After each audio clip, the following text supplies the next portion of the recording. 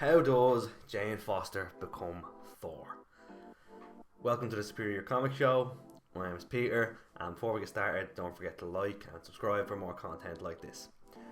So with Thor Love and Thunder coming in thick and fast, and basically everyone knowing the news that Jane Foster is going to pick up Mjolnir and become the God of Thunder, I want to take a deep dive into Jane Foster's comics history and find out the exact moment she became Thor and how that played out among the source material, and then maybe give it an opinion or two on what might happen in the movie. So yeah, without further ado, let's start off with Jane's first appearance. So Jane Foster made her first appearance in Journey into Mystery number 84 in 1962. She was created by Stan Lee, Larry Lieber and Jack Kirby. She was originally named Jane Nelson in her first two appearances and went on to appear as the love interest of Dr. Donald Blake, the secret identity of Thor. She was in nearly every issue all the way through to number 36 that released in 1967, but the title by then had been renamed Thor. In October 2014, during the fourth volume of Thor, Jason Aaron and Russell Dauterman debuted a female character in the role of Thor after Odinson is no longer able to wield Mjolnir. Jason Aaron actually stated, "This is not She-Thor, this is not Lady Thor, this is not Thorita, this is Thor. This is the Thor of the Marvel Universe, unlike any Thor we've ever seen before." And that enraged a lot of people, but also a lot of people really loved it. So how did we get to this point? Well, we have to look at one thing first.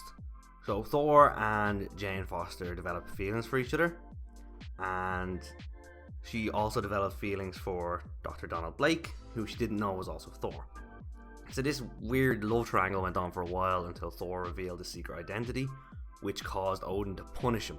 But he was eventually forgiven after saving Asgard, and in return even allowed Thor to take Jane to Asgard with him. So Odin decided he would allow Thor to marry Jane if she passed some tests, and she was briefly granted immortality and the power of the gods, but unfortunately she was unable to pass the tests set by Odin, and he stripped her of her power and returned her to Earth and wiped her memory of Thor and her time in Asgard. On Earth, she meets Dr. Keith Kincaid, who looks a bit like Donald Blake, and they end up getting married. But eventually her and Kincaid would get divorced, and she would subsequently lose custody of their son, Jimmy Kincaid.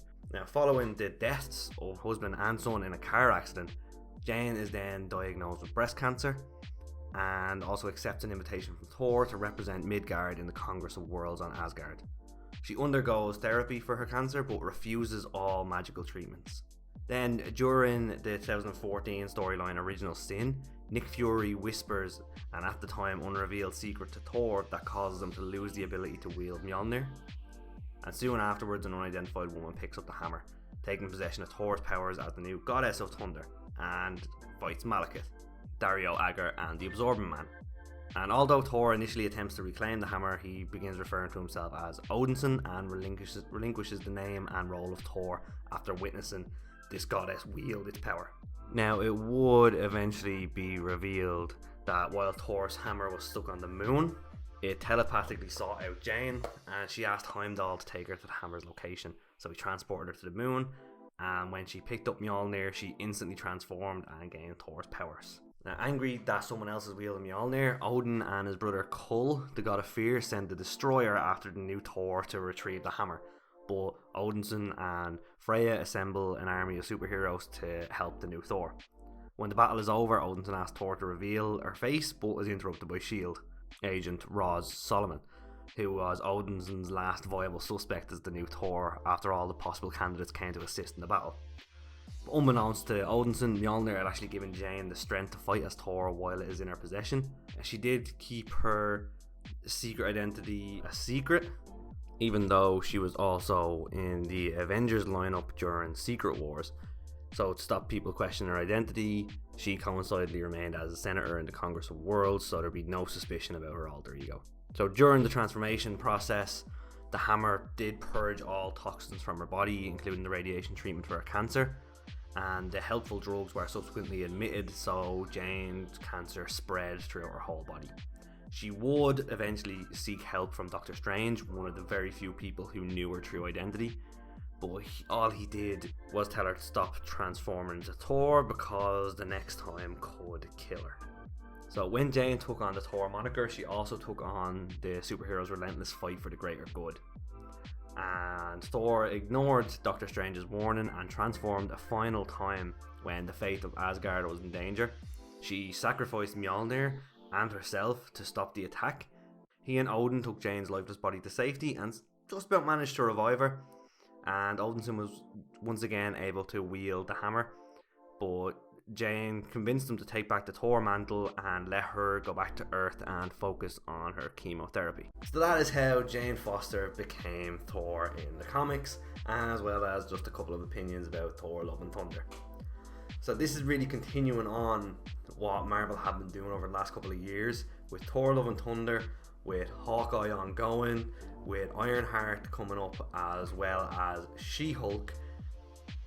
The original Avengers are all going to have their mantles passed onto the next generation, where we will have obviously Tony replaced by Riri Williams, we will have Steve Rogers replaced by Sam Wilson, we have the Hulk replaced by She-Hulk, we will have Thor replaced by Thor, we have Black Widow replaced by Elena Belova, and Hawkeye replaced by Kate Bishop.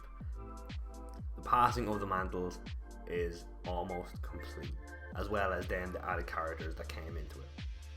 So yeah, let me know what you thought of this video, and let me know your thoughts on the Thor Love and Thunder, on Jane becoming Thor, and how hyped you are for this movie. And as always, don't forget to like and subscribe and tell your friends about us. In the meantime, love and thunder to you all.